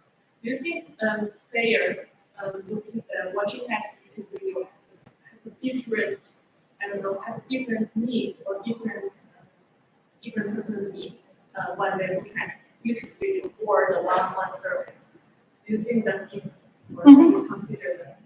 Yeah, thank you so much. The question was because there are also online personal readings. If the person that seeks the YouTube readings has a different need other than those who seek personal reading. That's a very interesting question that I haven't reflected on because this would then need a different method. I would need to question the actual people who seek the videos. From my ethnographic analysis, I would say that in YouTube readings, it's usually a first step or a first introduction to tarot readings. Also, they're free. So if someone doesn't have the money to pay online readings or even face-to-face readings, they might want to go to YouTube. There's also, it is interesting to note that these channels and this content came much more into the forefront during the the pandemic. So I think it covered a need that wasn't, that people weren't able to satisfy in other means because they were isolating. But other than that, I think there is a sense of communality in YouTube readings because you can share your reflections and how each reading resonates with you in the comments. And especially when a pile has some negative outcomes, people perform a sort of, they try to say good words to one another, say, don't worry, we'll get through this. So that there is a communality there, which is an aspect typical and intrinsic and integral to YouTube readings. So I think there are many elements to that. But that's a very interesting question. Worth looking more into. Thank you. Yes, I was just wondering if you think that the online modality of the tarot reading also contributes to it feeling more like a game. So for example, without having that face-to-face contact, does that depersonalization and de-individualization create more of that kind of game mechanic? So it's more dismissive, right? Because that reading hasn't been targeted directly at me, let's say. I can say, oh, that's not for me. Oh, and it's just playful, it's all for fun anyways. So did that kind of come out as well, that kind of feeling of the shift in modality? Mm-hmm. So the question was if the online YouTube readings allow for an even further engagement with playfulness, exactly because they don't hold the responsibility of having gone to a tarot reader and asking for their services. Yeah, absolutely. Exactly because it's on YouTube, so it's very easily accessible. You can just click and say, okay, I'm just having fun. I'm not doing something that might have negative connotations associated with it. The fact that, as I said, there is this communal aspect, it enables people to, at the same time, find solace in tarot, but without taking it too much as something that dictates their life and fate. Because if you actively seek out tarot readings, you already have a bigger, you're already much more engaged with the narrative. So whatever happens affects you much more. Whereas in YouTube, there is a distance that allows you to, be more playful about it. But that's a great remark. Thank you so much. Yeah, just follow up, I was thinking about, also like the lack of the economic transaction, right? The lack of that exchange between the reader and the person receiving the reading would also contribute to that feeling of it being more of a game and less of a serious, again, social economic contract. Yeah, exactly. It's also like the difference of having a player right next to you and playing a physical game with having an online like presence that is not actually established. And actually, most of the tarot readers do not show their face; they only show their hands. So this further accentuates this, this distance, let's say. Do we have time for more questions? Do we have time? We have One, yeah. Okay. So yeah, we have one Sure. question. I want to bring that depersonalization back to personalization, because you mentioned earlier on that this was a increased volume of videos during the pandemic, and you also mentioned that you can get personal readings by paying the YouTubers maybe on their Patreon. So I was wondering, is there an economical business model going on here where they can actually make a living now reading to global audiences and then see your money? So perhaps there is a transformation of being able to reach global audiences, and this as a reading as a game. Can you see it as a like an online product that someone might be able to buy every month? They pay on the Patreon, and then you get a reading, and then you get a personalized message. And do you see this being something that can be, akin to a game business? Not sure I would call it a game business model. For sure, readers try to engage the audience to have someone who carry your words. Like, not all of them offer personalized readings. What usually happens is that most of them have extended. If the reading resonates with you, you can then choose the extended version, which is paid. And they also have merch, so they can sell crystals, they can sell decks. So it's not that they have a personalized versus online service, because many of them don't offer personalized specifically readings. And this can be also because they're afraid they will lose their credibility, I don't know, if they start giving personalized readings, which have different requirements, but they definitely use the platform to sell things and sell further services. I'm not sure that they have clients that buy everything that they offer, but definitely there is a monetary incentive there from the reader's perspective. Yes. That's really interesting, because from a production's perspective, it's easier to scale when you have already done a video. Productions can put it online. Personal reading is your own time, so I can definitely see a similarity there. Yeah. Cool, thank you. Yeah. Okay. I think we can go to the next presentation. To Sandra, I think, or Sarah. No, I think it's Alexandra. Yeah. If you let me in, I can share the slides of her presentation.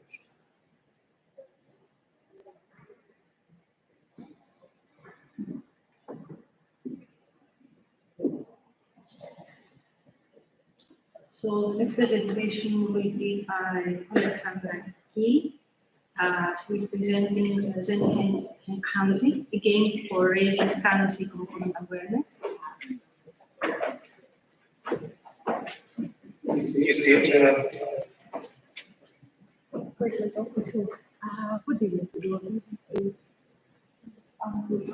Access the slides.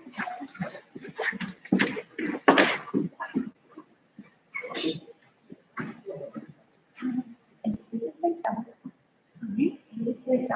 Yeah, I think it should. Yeah.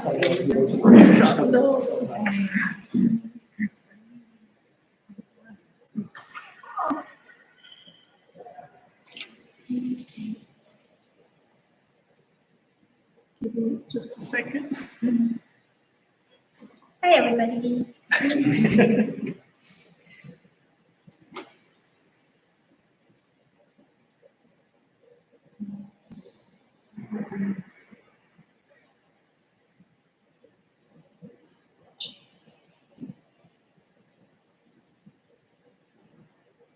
I can't see it now. Oh, there it is. Yep. Hmm? Is it start the presentation? Yep. All right, so we're switching gears quite a bit onto educational games. I go by Saya, or this is, I should turn this on. Okay. Yeah. Let's try this. I go by Saya because my first name is a mouthful. Alright. So, I have something to wake you all up if it's someplace.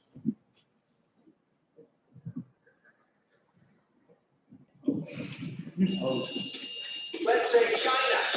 China, China, China, China, China, China, China,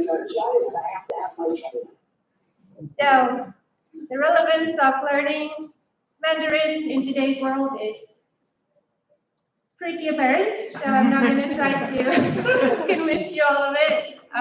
There's about 25 million people actively trying to learn Chinese as a foreign language, so there is an audience for it. And this is what scares people off for the most part. These are the about 5,000 Hanzi that a native speaker would use like in their comfortable daily life. And yeah, scary stuff. But do you need to know it? A wise man once said, if a thing is worth doing, it is worth doing badly. I think it's a great idea. So what are your goals? If you just want to like talk with your in-laws, impress your friends, or just survive a vacation in China, then do you need to learn those characters? No, you'll be fine. Let's say you want to be cool and you want to be able to read the menu or understand the meme or keep tabs on your favorite Chinese celebrity. I will translate the meme for you. In the top panel, the two of them are complimenting each other's hair, and in the bottom panel it says they meet several years later. So, okay, so at this point, do you need to learn the 5,000 characters? Yes and no. So you need to learn to read them. And so that's basically recognizing them, which is very different from trying to produce them. I have some examples.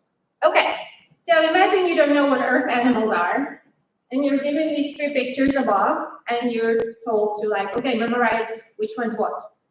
And you're like, okay, the dog has a blue head. I see an animal with a blue head, it's a dog. Say.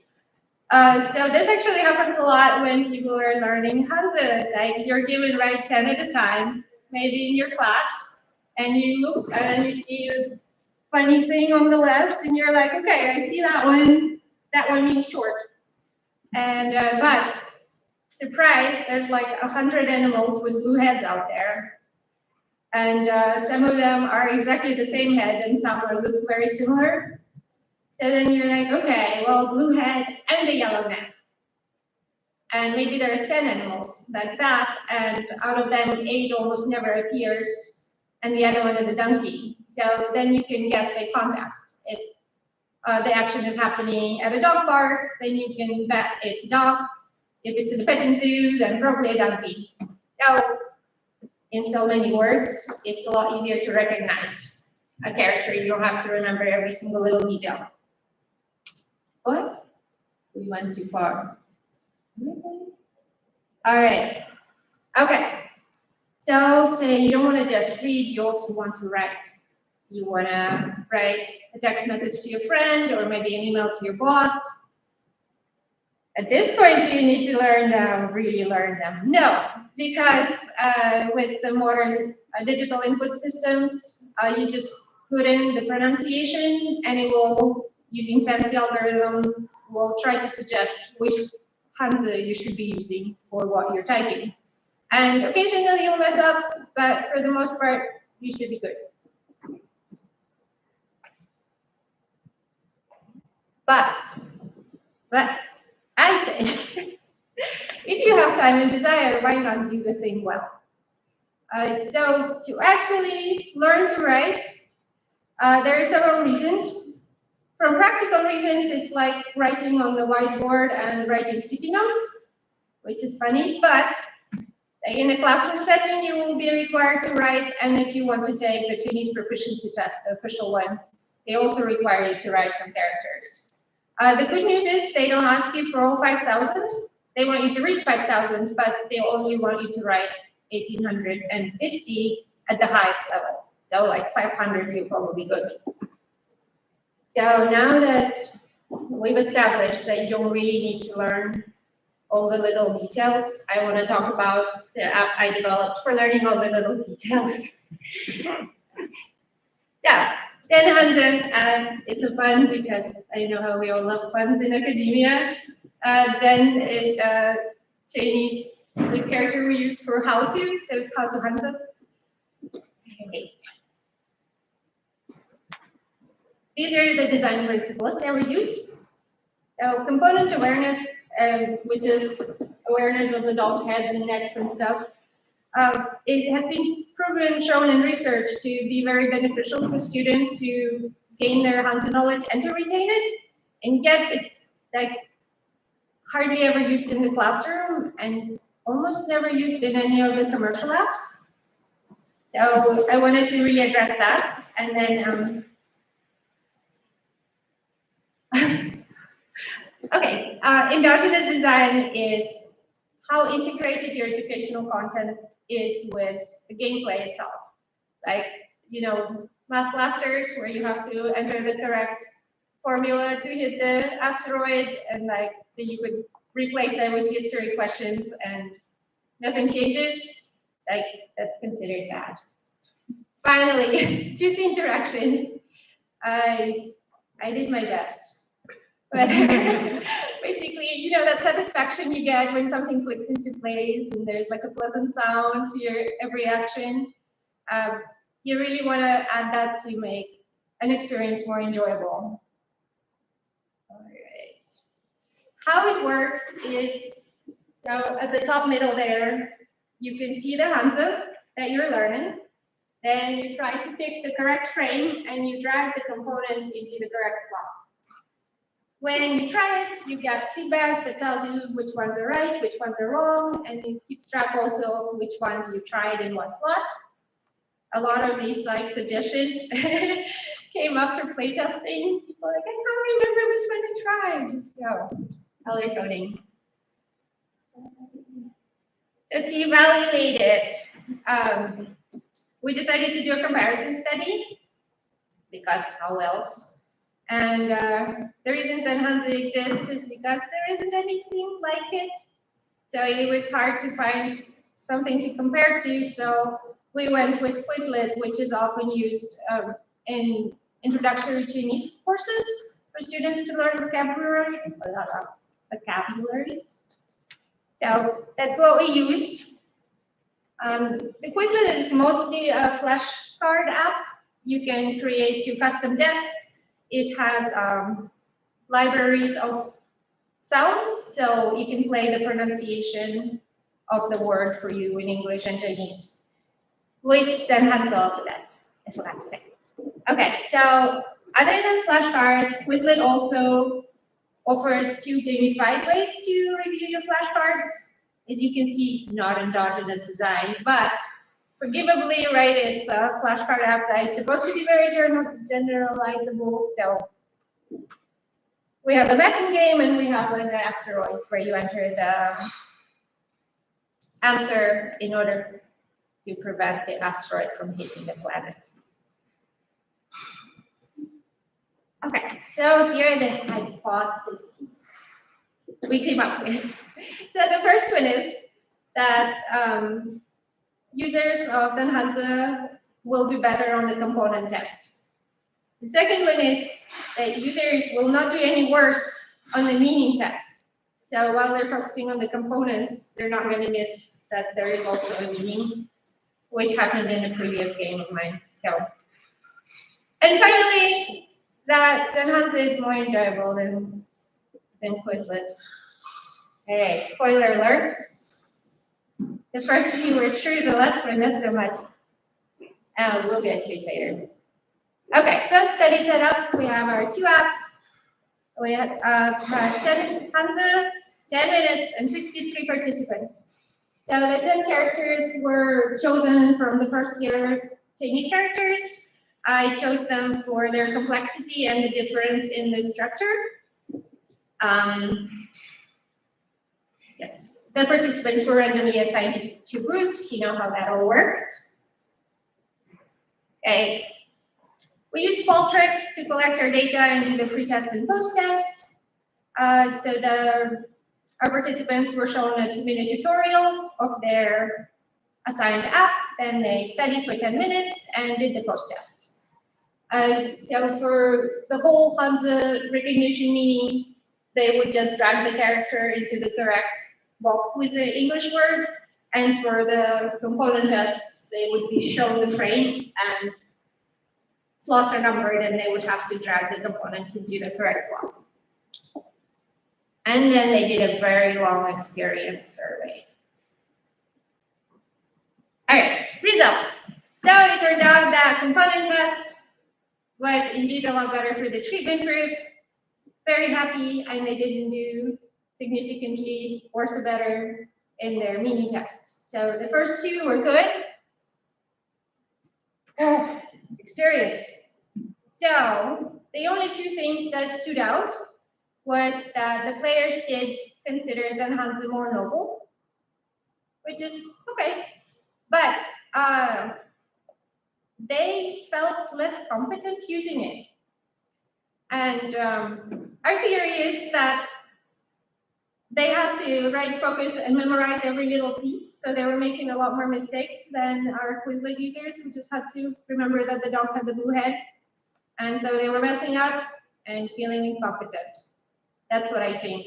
And feeling competent makes you enjoy your experience less. So it's definitely something to keep in mind when you're developing an educational game. Find a way to not make your players feel dumb. All right. What's under the hood? So one of the contributions of our research is the underlying structure. The problem was fancier gamified experiences for learning Hanze is that there are thousands of them, and if you try to create custom levels for each one, it's untenable. So we came up with 2 databases. So here you can see how Hanze is recorded. A lot of that can be scraped from the internet, but some of these things will have to be entered by hand. And the reason why is that a lot of databases will, like traditionally, break up like the top frame over there, right? They'll break that Hanze up into 2 spots. So they'll say it's 2 components, that's all it is. But each one of those could be broken into more, and our players could make mistakes in every one of those. And we want to just really give them an opportunity to make all the mistakes so that they don't make them a second time. So that's one thing. The second thing is current databases of components don't make a distinction between component variants. Like in the Hanze A and B, you see that the water component has like a hoop at the top in the B, and it would be incorrect to not have it in the B case, but incorrect to have it in the A case, yet any database will tell you that it's using the same component. So We developed our own database of components and also with a list of lookalikes. So when the game is giving you a Hansa to assemble, it will pull the correct components, but it will also make sure to include at least one lookalike for each component. And so here you can see the two examples of components and their lookalikes. So some components are real components, some components are common mistakes. So it doesn't actually exist in Chinese, but that doesn't stop me from writing it occasionally or very often. All right, and that's all. These are my cats. So thank you so much. We have time for some questions. I'll start. I had a very traumatizing childhood learning Chinese, so I appreciate that you put in very cute. Thank you. My question is, because you picked, I guess, 10 characters for the sake of research, but I want to kind of know a bit deeper in the progression that you're building. So I remember when I was learning Chinese, you start with simple characters. You learn about water, fire, road, people, because those are root components that build up, I guess, more complicated characters, like house, family, parts, fish, for example. So I'm just kind of curious, do you also do kind of that kind of progression building in the wider application of the app, or is this really just in the vacuum? Okay, so the idea behind it was for intermediate students. Okay. Because there are so many apps there with like hand-drawn little illustrations where this is a mountain and this is fire. So the introductory ones exist and there's a lot of them, but there is nothing for people who are like beyond those first 100 characters. And so that's the goal. Okay, thank you. So if you have time for a very brief one, because we're running a little late, we have one more presentation, so sorry. So who was first? Thank you so much for bringing this. I'm Chinese, I'm Chinese. I'm super interested to see it. I wonder why people will think this is like less interesting than the other app. I'm just curious because it's hard for us to imagine how people feel when they are learning Hanzi. Like, is that because did you describe what's the meaning of different components? Because sometimes different component itself has meaning, but some is not. Have you put this description or explanation in the game to let them know? Oh, I failed, but now at least I know what this component means. Will it become like best? Make the development like 45 years to understand more about the components? No.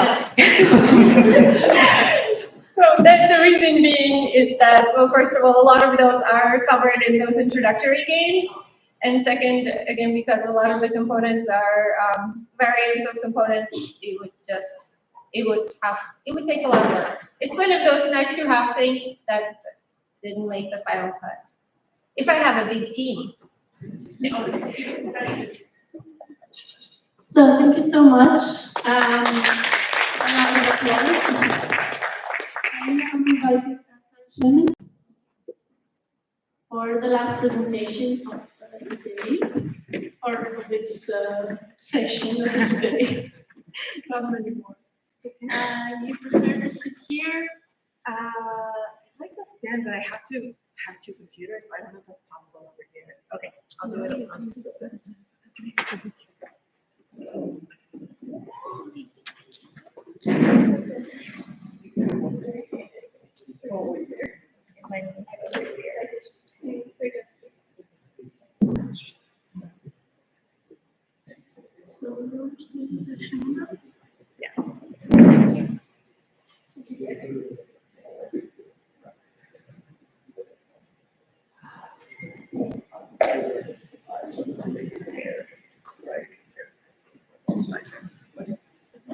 Okay, hi everyone.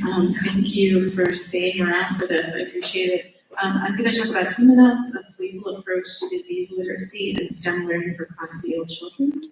Is there a lot of feedback going on here? Okay, all right, thank you. I'm gonna have to get good at this. Sure, if you don't mind following along with me. So I'm Dr. Sarah Schumann. I'm a second year assistant professor in the Department of Computer Science at the College of Charleston in South Carolina. I recently got my PhD from Georgia Tech, which is where the research I'll be speaking about today comes from. I work at the intersection of HCI and game design, and in my work with games, I focus on designing player experiences that address serious issues and the needs of different communities. I recently founded the Critical Art and Technology Lab, or CAT Lab. We use emergent forms of media design and art design and digital media to critically engage with broader social questions regarding justice, equity, and inclusion. So our work ranges from digital games and apps to tangible interfaces to explore new modes of creative inquiry for social change. I'm currently partnering with academics in communication and public health on a healthcare based dating sim-like experience, helping college-age people who menstruate navigate their options for contraception. And just as a point of reference, I have Cynthia Connell Sanders here, so I feel like that's definitely going to be an inspiration for this experience. I'm about to start on a new project based on findings from my dissertation research, where I'll be designing conversational, discussion-oriented games aimed at challenging racism through a transformative justice lens, as inspired by the work of feminist authors like Anne Russo and Adrienne Marie Brown. So come talk to me if you have any interest in collaboration or in common interests related to that.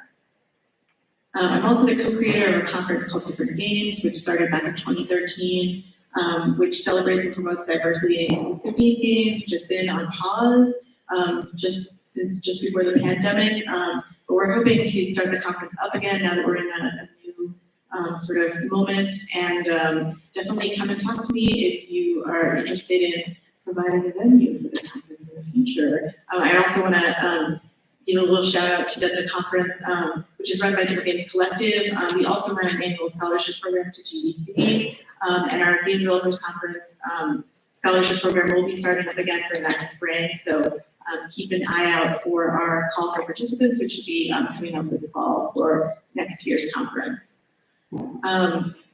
Today, however, I'm going to talk about the Humanauts Project, which is an NIH-funded global health game focused on increasing disease literacy in chronically ill children and their families. So I'll talk about my research on the project, working on the design of the gameplay experience and the educational integration, as well as about the findings from our 2 rounds of user experience testing in classrooms and in hospital settings, and how we incorporated insights from our findings into the iterative design of the game over the life of the project. So to start with, the project began almost 6 years ago at this point, through a collaboration with leading researchers from Georgia Tech's College of Computing and hematologists from Emory University's School of Medicine. And the folks at Emory have been doing educational outreach in children's hospitals with sickle cell disease patients, and they were doing teaching about basic anatomy and physiology using hands-on activities with actually mostly craft materials. So the idea for Humanauts was to take these STEM learning activities and translate them into a suite of digital mini games to teach players about the body and about healthy living with sickle cell disease. So these mini games focused on the concept of nanobots traveling through the human body. We call it Humanauts. And the research question we initially sought to investigate was, could gameplay lead to increased STEM content knowledge? And would gameplay increase disease literacy in a way that could improve patient self-advocacy and treatment compliance, as well as promote healthy lifestyle choices more generally? Before testing game with sickle cell patients in the hospital, we did an initial round of research testing with 2 5th grade elementary school classes, totaling approximately 60 kids. So participants in each class were split into 3 different groups of 10, and they sort of rotated between 3 gameplay stations. So at each station, they would play one of the mini games facilitated by a researcher, and then do a 10-minute sort of breakdown discussion group afterwards to share kind of their general impressions and give us some feedback before they would move on to the next game. And then after they finished playing all 3 games, we did a 30 to 60-minute semi-structured interview so we could get their reflection on their experience and their understandings of the games.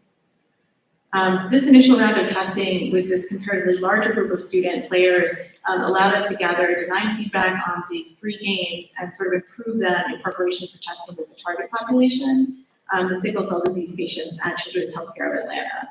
So in our second round of targeted testing, we were able to recruit 20 children of roughly equal numbers of both genders who range from 10 to 13. Some important things to note about this population is that they miss school an average of 1 day a week due to consequences of the disease, such as recurrent pain crises and also really frequent medical appointments. So while most hospitals have support services in place to help patients keep up in school, these interventions are really typically designed to serve acute patients. So patients with chronic illnesses that are sort of in and out of a revolving door in terms of their medical treatment can fall through the cracks. So in general, our concerns with this population are falling behind in school, as well as dealing with the emotional impact of having a disease that their peers don't understand and that they might not know how to communicate about. One additional thing to keep in mind is that chronically ill patients entering adolescence are learning to take increasing responsibility for disease management as they approach adulthood and become more independent. So luckily for us, this transition also coincides with the adoption of smartphone usage among children. So it makes it a great age to introduce digital learning intervention. So now just to tell you a little bit about the games themselves, in this first game called Cell Counter, players viewed the nanobot from above as they navigated through the veins to collect blood samples. And this was also designed to teach physiology, but also mathematics. So they learn about averages when they're sort of capturing these different sections and counting the blood cells in them. In a second game called Vein Navigator, players race their nanobot through a cross-section of veins, so sort of an endless runner, and they're avoiding the vein walls, and they're picking up bonuses that represent beverages that could affect the speed at which they move. So sugary beverages like juice and soda will make them more dehydrated and increase blood viscosity and vasoconstriction, so that'll slow down your little robot.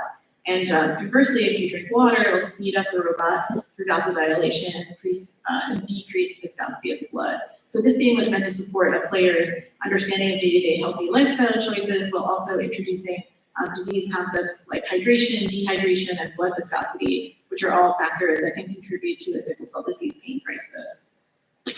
Finally, Body Balance, our third game, kind of moves away from the nanobot theme, and players choose these cards representing daily diet and activity choices, and they sort of work to balance hydration and calorie intake and outtake, as seen in two different film meters representing calories in versus energy expended and hydration gain versus loss. So players try to balance sedentary choices like watching TV with physically active choices like biking and walking, while selecting from a variety of foods and beverages. So this game promotes healthy lifestyle choices and mimics kind of the day-to-day decision-making of our target population. Okay, oops, sorry about that. Now for our phase 1 findings. Findings from the study were mixed. The participants described the overall experience as positive and were able to quickly understand how the game operated. And during the interviews, most participants mentioned liking the educational aspect of the game and noted that they saw the connection to their disease. For example, when asked if they learned anything about sickle cell disease from playing the game, several players noted lessons about the effects of nutrition and expressed a desire to learn how nutrition might help them manage their pain crises. Unfortunately, our research showed that not all of the games were understood by players, and ultimately, only the Body Balance game appeared to deliver the intended educational content with all participants. With all participants describing having learned, as one female age 11 put it, quote, that you need to stay hydrated and eat and drink healthy foods and drinks, and don't eat unhealthy foods or drinks, unquote. So interestingly, approximately 50% of the participants described the game as if it was taking place in their own body. For example, one participant told us, quote, the cell counter game is designed to count cells by scanning yourself, unquote. And this finding about sort of embodiment became a consideration in our design moving forward.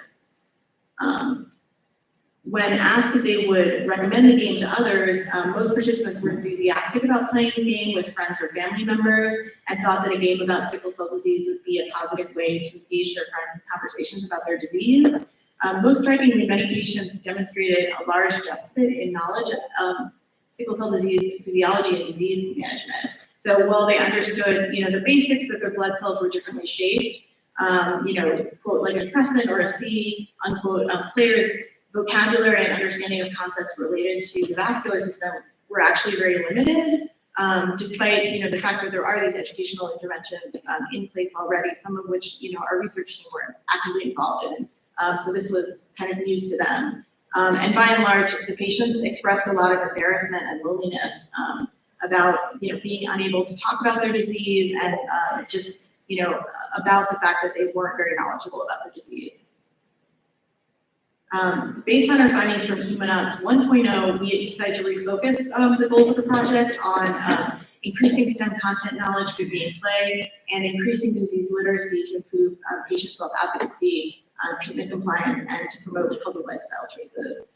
So we added an additional research question, which was of particular interest to the educational gaming world. So we thought related to remediation within the game, which was to figure out what the optimal mode of remediation delivery for STEM educational content would be within a mixed media environment to promote increased content knowledge. So, what mode of media delivery is going to be best for learning outcomes when you're delivering remedial content in a game? So that was sort of a secondary research question. As for the design of the game, we decided to entirely redesign, go back to the drawing board, and develop a new concept based on this new focus of specifically supporting children with chronic illnesses in developing disease literacy, while also maintaining this focus on healthy lifestyle choices. So our new creative partners were called in to help sort of ideate on the game, and we ended up working with writer and children's media specialist Paul Jenkins, who is kind of known primarily for being one of the creators of the Teenage Mutant Ninja Turtles originally. He works in comics and a lot of children's media, and he and his partner, animator Noah Scammon, created the new character designs for the game. We decided to stick with the theme of these tiny nanopods called Humanauts. They're traveling through the human body, but in Paul Jenkins' vision, these little robots were thought of as sort of quirky hero characters defending the circulatory system from encroaching diseases. So here's some pictures of sort of the intro that explains the world a little bit in the game. And then a zany cast of supporting characters were created to both guide the player through the game and to represent actual components of human blood, such as red and white blood cells and platelets. Meanwhile, bacteria were reimagined as enemy characters for the player to defeat. And the style of gameplay interaction was wacky and fast-paced with sort of bouncy pinball-like physics, which you can get a little taste of from this short gameplay loop. And drawing on the Georgia Tech team members' expertise with designing learning games, we also decided that a primary focus of the next game design would be using game mechanics to communicate metaphors about how the body works. While using game mechanics for learning, this is obviously a common practice in educational game design, and it's something that's widely agreed upon as a preferred method for teaching educational content within sort of the game design community. There's actually surprisingly little research that's sort of empirical on delivering educational content through this method. So we wanted to implement it in the study and sort of contribute to that growing body of literature. So altogether, the redesign aimed to teach STEM content related to the body and use game mechanics as metaphors for how the body works. And the game was created with 4 levels. There's a training level, a level focused on the circulatory system to sort of introduce concepts around blood and circulatory system, and then a level focused specifically on sickle cell disease to introduce the player to the sickled red blood cells and the complications that come with that. And then to support another population of chronically ill children, another that's specifically low income, the new game also had a level covering diabetes, which introduced players to concepts of insulin and glucose. And all in all, the game totaled about 8 to 10 hours of gameplay. So to answer our research question about what's this optimal mode of delivery for STEM educational content within mixed media to promote increases in content knowledge, the game was structured to incorporate educational remediation interventions when players made incorrect choices in the game. The remediation consisted of 4 conditions that evaluated how effective different modalities of media delivery were within the interactive game, building upon previous work that looked at the cognitive theory of multimedia learning by Meyer. But in our case, this was inside of an interactive game rather than a sort of less immersive interactive environment. So our study design included 4 conditions. There were digital graphics and text, digital graphics and audio, digital graphics, text, and audio, and then a control with no remediation. The educational material was introduced through gameplay with graphics and text and audio from non-player characters supporting, the learning metaphors. So in this sequence, the student players are introduced to platelets, these NPCs in little hard hats, So when the platelet characters see a wound in the blood vessel, they navigate to the wound and place little barricades around the wound to seal it, preventing new bacteria or enemy characters from entering the game. This is meant to be sort of a simplified example of what occurs in the body when a wound opens. So platelets activate to the wound and they form a clot to stop the outflow of blood and the inflow of bacteria. As the game proceeds, the player will see this platelet wound example a few times, and they have to take action by recognizing and freeing the platelets to clot the wound. So this tests whether players understand the use of platelets in the game and in turn in the human body. To test that players understand the content of the game, they encounter puzzles where they have to sort of recall the use of these different components. So here, the player encounters a wound and chooses between 3 options, picking the best for clotting the wound. If they choose incorrectly, i.e. they don't choose the platelets, the game will provide a remediation in one of our 4 modes to assist the player in figuring out the puzzle. Here I think it's graphics, text, and audio. When the game was ready to be played, we started our research again by working with a typical population of school children rather than our target demographic, because it allowed us to conduct a study with a much larger pool of subjects. Obviously, as you can imagine, having access to kids in a children's hospital, coordinating around the various limitations on their schedule, and sort of availability of that population, constrains you to working with a very small group of subjects. So working with, quote unquote normal or typical, whatever sort of way you want to conceptualize kids who are in a typical school setting allowed us to work with a lot more people.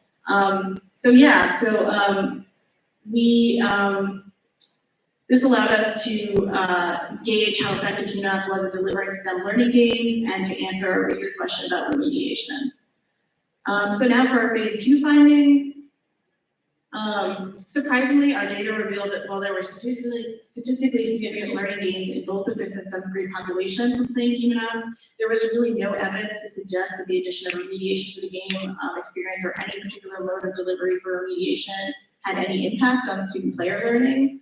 I'm not going to talk about how we did our statistics, but you can ask me about that if you're interested. Here's a detailed breakout of our results, which you can also ask me about if you're interested. But it just shows that we had statistically significant learning gains across both of the groups.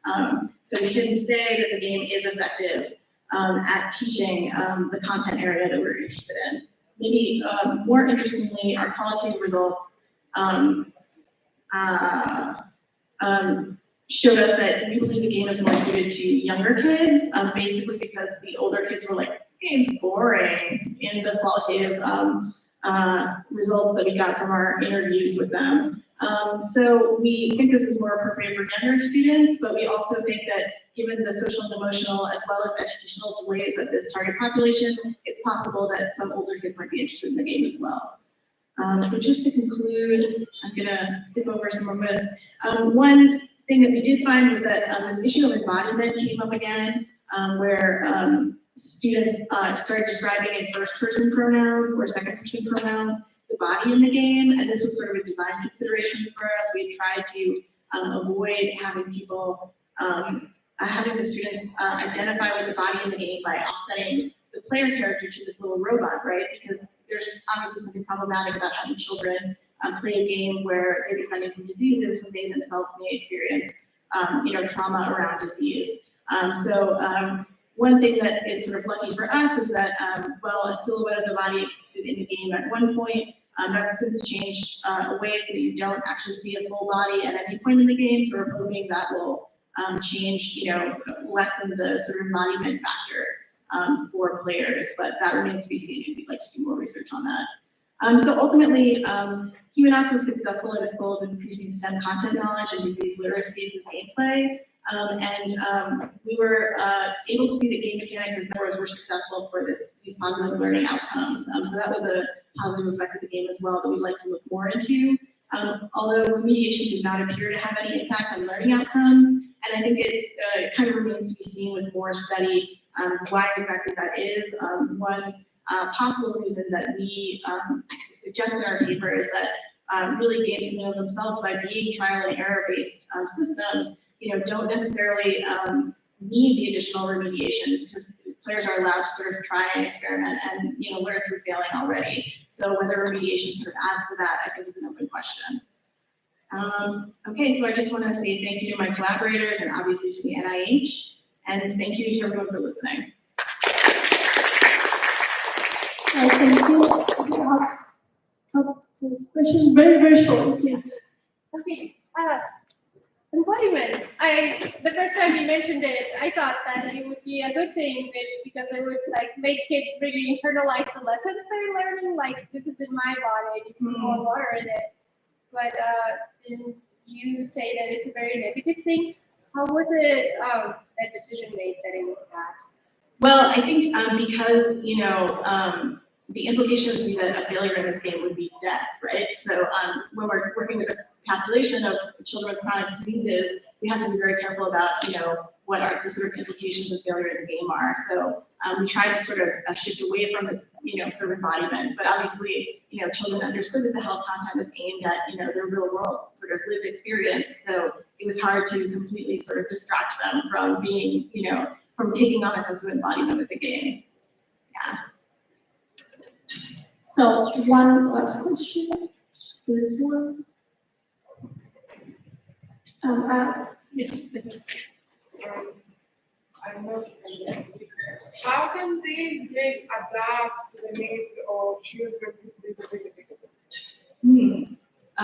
That's a good question. I'm trying to think back on the sort of accessibility considerations for the game. I mean, I think that, the game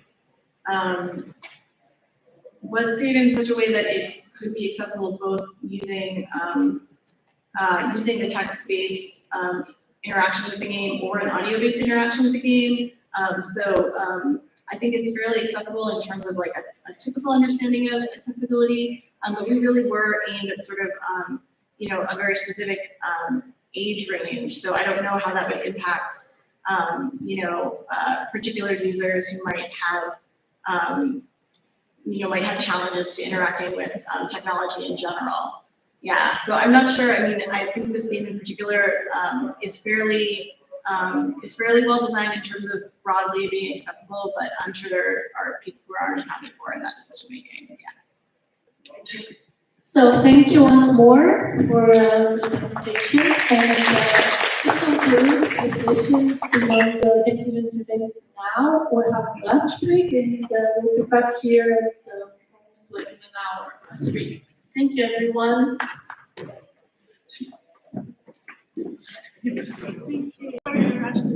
you.